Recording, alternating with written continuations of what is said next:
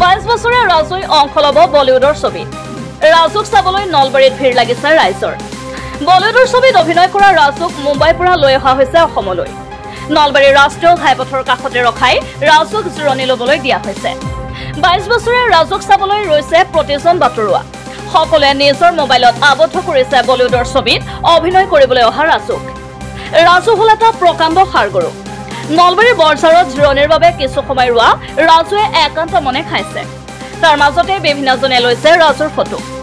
বলিউডৰ ছবিত শ্বুটিঙৰ বাবে গুৱাহাটীলৈ অনা হৈছে ৰাজুক কামাখ্যা মন্দিৰত কিবা চিনেমাৰ শ্বুটিঙৰ কাৰণে আহিছে নেকি আমি এনেকৈ শুনিছোঁ সেইকাৰণে ইয়াত ৰৈ দিলে আৰু চালোঁ আমি আটাই ইয়াৰ পূৰ্বে এই ধৰণৰ গৰু বলিউডৰ ছবিতহে দেখিছিল এতিয়া নিজ চকুৰে এই ধৰণৰ গৰু দেখি আনন্দিত পথচাৰীকে ধৰি স্থানীয় লোকসকল